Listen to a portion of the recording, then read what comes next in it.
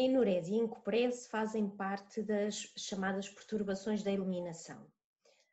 Nós temos como orientadores os critérios do DSM-5 e, de facto, dentro desses critérios conseguimos perceber que a enurese é uma emissão voluntária ou involuntária portanto, de urina, que ocorre para um local inapropriado, seja para a roupa interior, seja para o chão ou para um outro local inapropriado. Em termos de critérios do DSM-5, temos, por exemplo, a ocorrência com significado clínico de 2 episódios por semana, pelo menos durante 3 meses. Em termos de critério de idade, a criança tem pelo menos 5 anos de idade e, de facto, ainda não conseguiu atingir um controle da urina com esta emissão, seja ela voluntária ou involuntária, de urina. Okay? Depois, na enurese, é importante nós distinguirmos se é uma enurese diurna, que acontece durante o dia, esta incontinência de urina, se é uma enurese noturna, que acontece durante a noite, ou, eventualmente, se é uma enurese mista, onde temos episódios a acontecerem durante o dia e episódios a acontecerem durante a noite.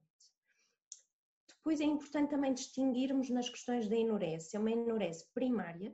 onde nunca existiu, pelo menos durante 6 meses, o controle da urina, portanto, o controle do esfíncter da bexiga, onde há, de facto, o controle da emissão de urina, ou se, de facto, existe uma enurese secundária, onde a criança já fez um período de controle de urina e depois deixa de fazer.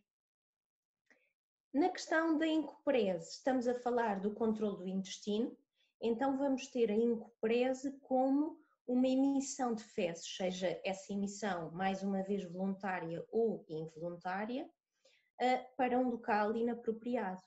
Em termos de critérios e considerando o DSM-5, temos aqui de facto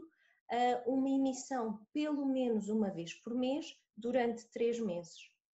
A idade já consideramos que a partir dos 4 anos seria ajustado, a criança fazer um controlo,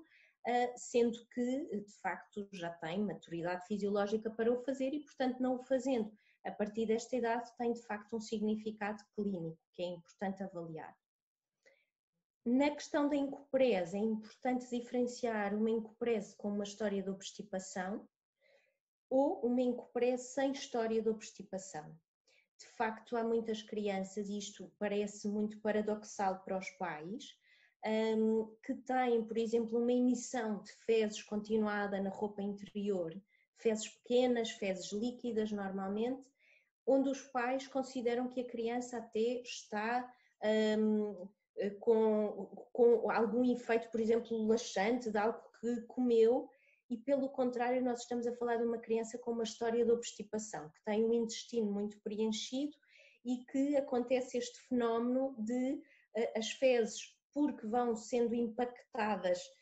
e vão preenchendo muito o intestino, muitas vezes a pressão de umas fezes em cima das outras faz com que apenas fezes líquidas, o que advém desta compressão, digamos assim, das várias fezes, vão conseguindo passar pelas paredes do intestino e então existe este fenómeno chamado,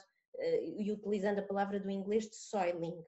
que é de facto uma emissão de fezes, neste caso involuntária, portanto de fezes, e que normalmente é vista pelos pais na roupa interior. Mas esta emissão pode ter de facto este antecedente, esta história de obstipação ou não, e pode ser voluntária ou involuntária. Quer dizer, a obstipação é involuntária.